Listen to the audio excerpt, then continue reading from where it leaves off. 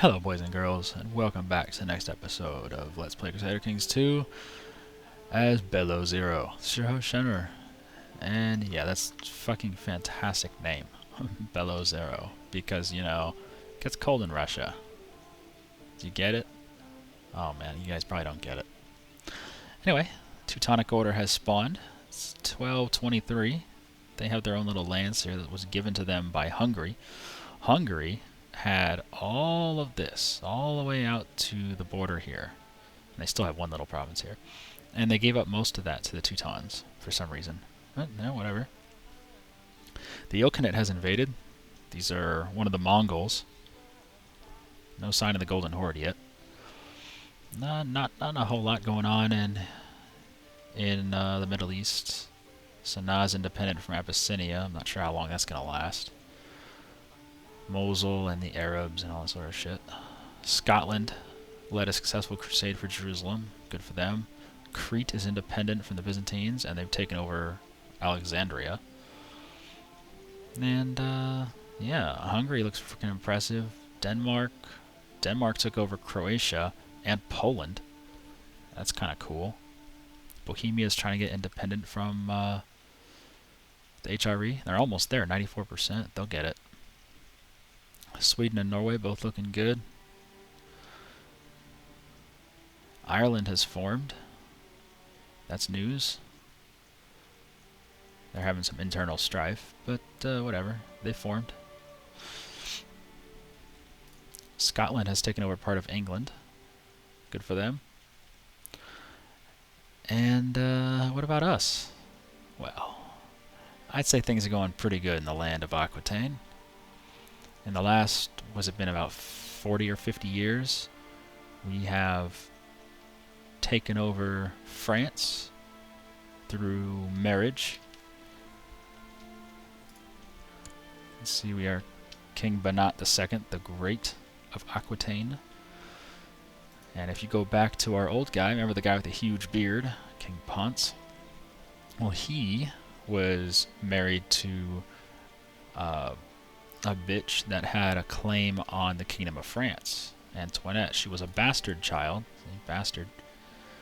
But it doesn't matter. You can still use that claim. So we used her claim on the Kingdom of France, and we took it over. So she held the Kingdom of France while we held the Kingdom of Aquitaine. And when we both died, that all went to our son. Well, our firstborn son, also named Banat, or there you go. Banat I was married to the Queen of Castile. That's how we inherited some of these in northern Iberia.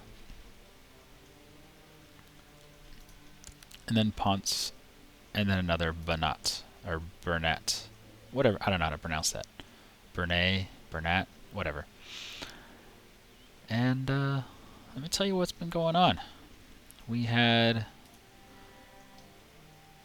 obviously successful holy wars. We finished up most of Iberia, and we took over most of what was still Muslim in this part of Africa. These wars were not too difficult. Occasionally they would spawn like 14,000 guys, and we would just run away, and then they would follow us, and they would take attrition, and then we would attack them. I mean, you've seen that strategy. I use that strategy a lot, because the AI loves to take attrition. But yeah, for the most part, we just kept the holy orders as our main. Well, they're all being used right now. Hungary's using them, and the other two, I don't know what they're doing. But for the most part, we used our holy orders to great effect, because they regain troops automatically. You just leave holy orders around, they will regain troops, and they cost less while they have less troops. And then when they get full troops again, they cost their full amount per month, like 12 gold or 14 gold. But they're not that expensive. We're making 41 gold a turn right now. So we took these one at a time, created duchies in here, also took over the Kingdom of Mauritania, and now they're all these guys are left with is a couple emirates. They have emirate here, emirate here, emirate here, emirate here. They have 5 emirates that are left. 3 of them under one guy and 2 of them separate. Well, they're not super separate. They actually have an alliance. Oh, they lost their alliance. Well, now might be a good time to go for them. These guys used to be allied with each other, and these guys were always by their own. What else? We had not a vassal, but we had a courtier who was a marshal of our vassal, who had a claim on Kabylia, this duchy of Kabylia down here. So we pressed his claim, and we won, but the moment we won, he accepted vassalization underneath the Holy Roman Empire. So essentially this land went from being Holy Roman Empire land to being independent to being Holy Roman Empire land, all in the course of about 3 days. It was just instant. It was like, oh shit. This province up here was taken by the Holy Roman Empire of Boulogne, and we took it back when it was a province of Lombardy. We took it back when Lombardy tried to get independent. We currently have a claim on this duchy of Brabant, which is these 3 provinces, but we're not going to do it until they declare independence. We also have a claim here on, what is this? Duchy of Dauphine. We have a claim on Dauphine, but we can't use it right now because we were already at war with them when we got the fucking claim. One of our relatives is in control of this county here, and he asked us for help in a war against this guy to depose his liege and put someone else on the throne, right? So we entered that war, and the moment we entered that war, our fucking dude finally got a claim on the duchy. Just pissed me off. So we have claim on this duchy up here and this duchy down here. Probably not going to be able to get this one, but we'll hold on to it for a while. Does that mean it gets pressed on? Nope, we have to declare another war before that claim will get pressed on, because we got the claim after we started the war. Okay. We took this province here, because this guy, Prince Bishop Hartwig, tried to get independent from the Holy Roman Empire. And obviously this is actually a part of our original Duchy of Toulouse, so that was easy to get, and he was just 1 province minor, not very difficult. So for now we're just going to try to help our relative put Otto onto the throne in Dauphine.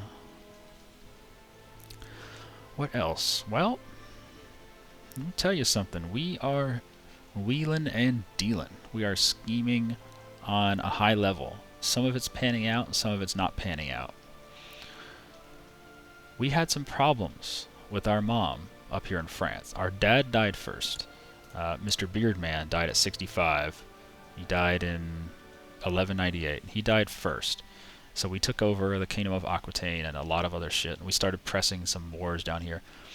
And our mom, Queen Antoinette II, just was a total bitch. She kept supporting our vassals here in claims like to lower crown authority. So we had to fight her again and again and again and again until it got to the point where I said, fuck it, we have a claim, we were her heir, so we just killed her. We used our intrigue and got enough support to kill her, and we killed her. Died in a suspicious accident, 1204. So we had 6 years of her just being a total bitch, and finally just gave up and said, screw it, you're dead. So that worked out well for us, because that gave us the Kingdom of France. Stuff that didn't work out for us. Let's see if I can find the previous king. Here we go. You see all these kids that Robert the Cruel had? We killed 4 of them. The first one died on her own. The other 4 we killed. Died in a suspicious accident. Died in a suspicious accident. Suspicious accident. Suspicious accident because... Now bear with me. If you hover over the shield here, it'll show you who's in line. Well, at the time, one of our vassals was in line to the throne.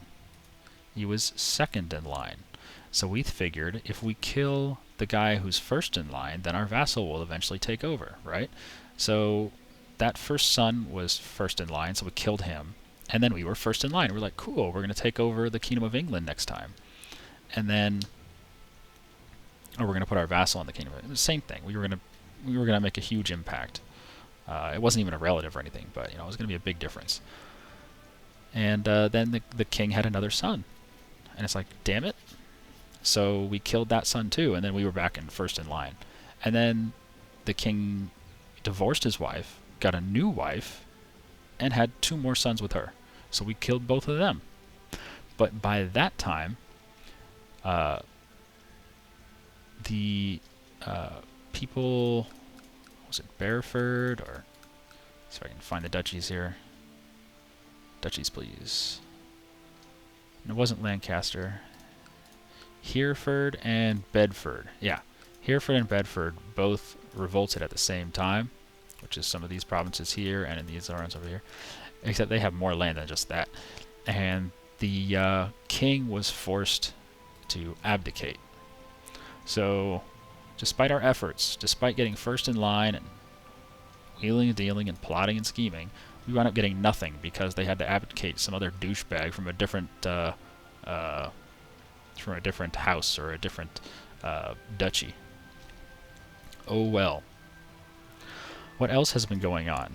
Well, I don't think we saw this in the last episode, but no, we definitely didn't. Okay, a long time ago, in the Kingdom of Denmark, there was a deal made to marry a daughter, the king's only daughter, to Croatia. And at the time, it didn't seem like much, because it was just a duke. It was a duke, some random minor duke. I think it was it the middle? I think it was the middle area here. Yeah. Let me see if I can find him. Find the county history. Dujum. Yep, that's him. So Dujum the Wise. He says he's Polish, and he is. He was trained in Poland. So this guy was educated in Poland, but he was a Croatian duke. And he eventually inherited the Kingdom of Croatia. So Denmark had now given its only daughter to the King of Croatia. So he took over both kingdoms. And he had a claim on the Kingdom of Poland. So this motherfucker took over all 3 kingdoms. And then he made Denmark his primary... No, he made Poland his primary kingdom. Probably because he had Polish culture. Anyway, so he united these 3 kingdoms. Although they did wind up losing. They had some provinces over here that they lost to the HRE in the process. Because there were lots of revolts and everything. But still, he united 3 kingdoms. I thought that was fucking amazing. So we're like, you know what? This motherfucker, he's going to have some kids, right? So he had 1 child, 1 girl. And then by the time he had this girl, his wife had turned 45 and he couldn't have any more kids. So I thought that was pretty cool. So we got her after a lot of efforts and money spending and just trying and really hard. We finally got her to marry our son, which is us right now. This is when we were playing as King Ponce. We finally got her to marry our son, our heir. And she, they kept saying no. So I would check back every couple weeks or every couple months, and then eventually they said yes. I'm like, sweet. So now our wife is queen of all 3 of these kingdoms. That's just amazing. So what does that mean? Well, it means our heir, who is another Bernat III, is going to inherit everything. He's going to inherit Poland, Denmark, Croatia, Aquitaine, France, just everything. He's going to inherit all this shit. This family line is going places. The de Toulouse, they're up and comers. Let me tell you that. We're going to give the HRE a run for its money for who controls more shit. Now, I'm not sure how we're going to be able to control all this stuff because it's far away from our homelands. And this stuff down here, I don't know if we're going to stand a chance on holding on to that shit. It's not very well held. Poland, also a little tenuous, but it's not the end of the world. Estonia, not that bad. Denmark itself is pretty easy to hold, I think. It's pretty close to us as well. We can just send some ships over there. But yeah, I thought that was fucking amazing. So, the only real hurdle is the Kingdom of Denmark is an elective monarchy. So people get to vote for whoever the fuck they want. You can vote for, your sister if you want. But luckily she is voting for her son. And apparently someone else is as well, because he's number 1 in the line.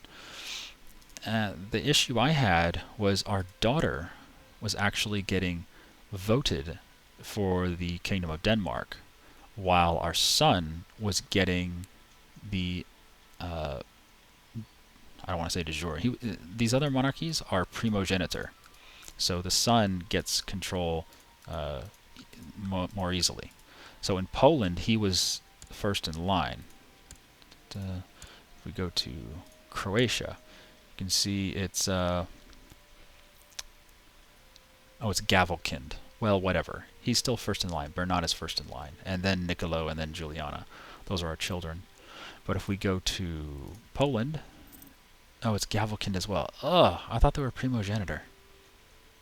Well, whatever. Long as we get the big chunk as Bernat, we're fine. But so those two were first. They were having Bernat as the number one, while Denmark had our daughter Juliana as number one, and that just wouldn't do. So what we did is we invited Juliana to our court, and she accepted. I don't know if we probably had to bribe her or something, give her some money, because she didn't like us a little bit. But she eventually came to our court, and when she came to our court, she plotted to kill her brother Bernat, who's the heir to everything. So I'm like, you know what, bitch, you're not going to be able to kill my brother, and I don't like you because you're in line to the throne of Denmark. So we had her imprisoned. When someone plots against you, you can have them imprisoned. So she's just sitting in here. She's probably going to die in there. She's -2 health. So, yeah. So the moment she went into prison, everyone in Denmark changed their mind and they start voting for our son, Bernat. So that's it. So welcome back to Aquitaine. I figure I'll play a little bit with you guys. Maybe 10 minutes or so. Nothing major. See if we can end this war over here.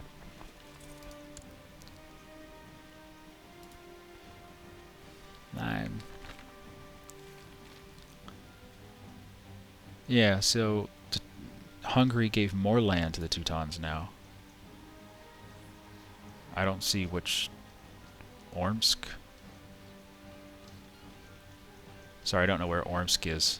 But anyway, giving more land to the Teutons. You get a pop-up every time they give land away.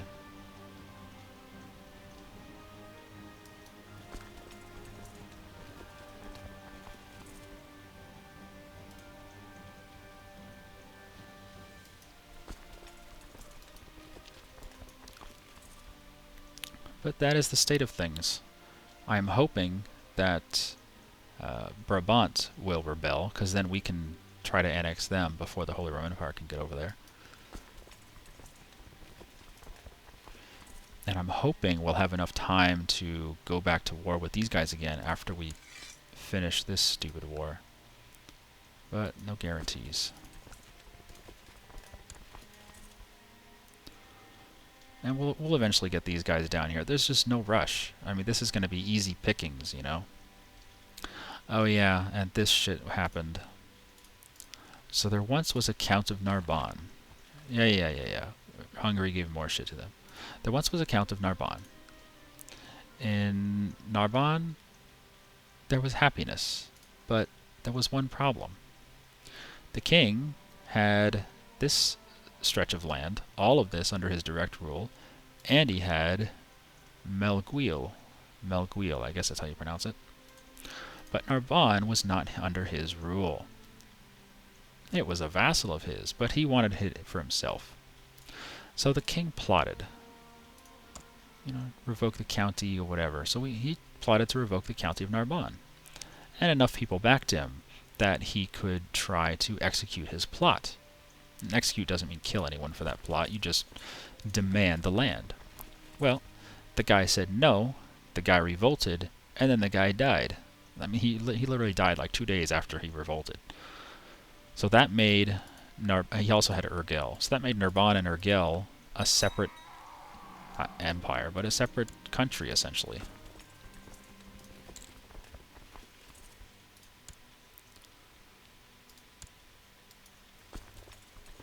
%.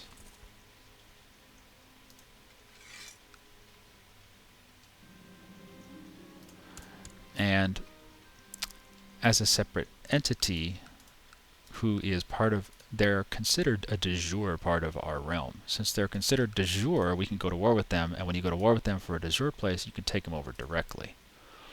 And that's what we did. We took Narbonne for ourselves, which is great, because now we're building a city. Yeah, we're building a city in Narbonne. Because the fucker wasn't even upgrading it. It's like, come on.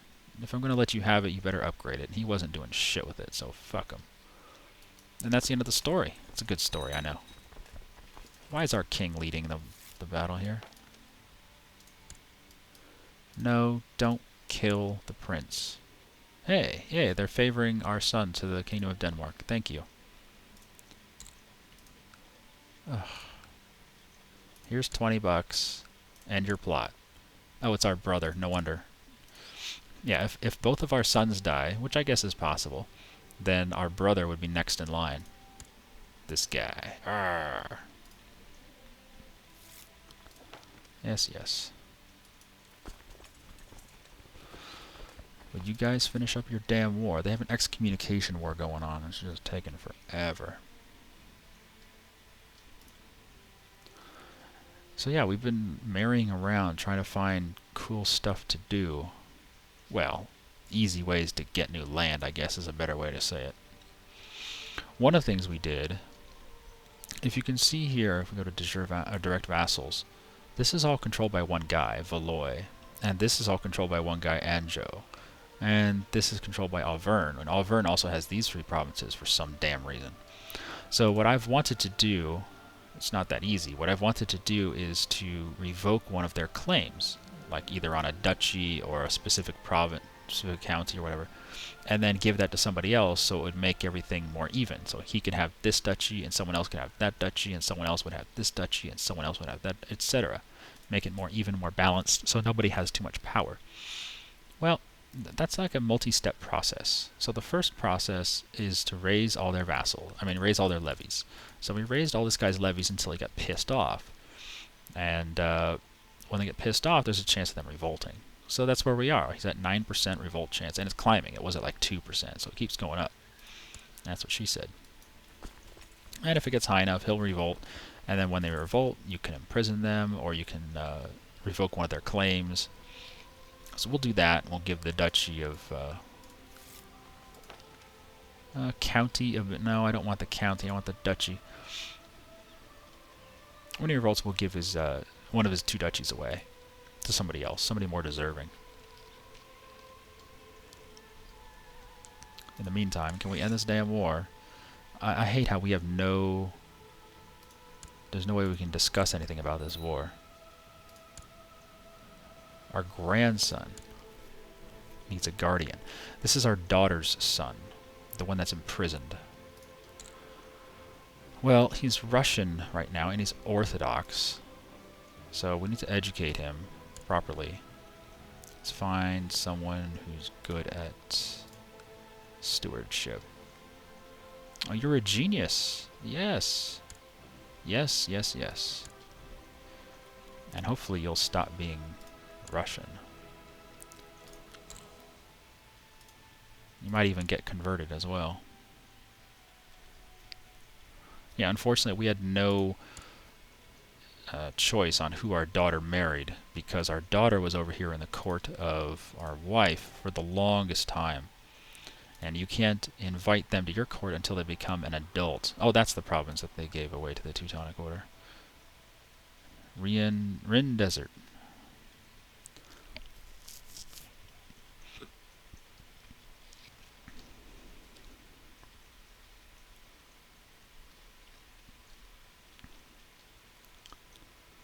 You would kindly finish up your damn war.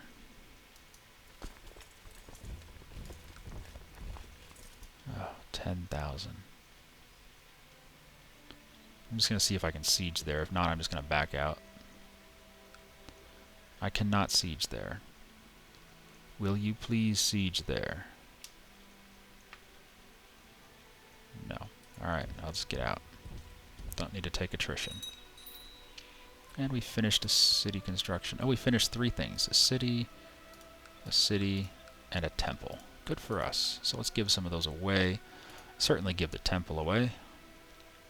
Bishopric of Castro del Oro. So I'll look for a nice person to give this to. Gender, men in prison, no. Married, don't care. Ruler, no. My religion, yes. My culture, yes. Alright. Find me a priest.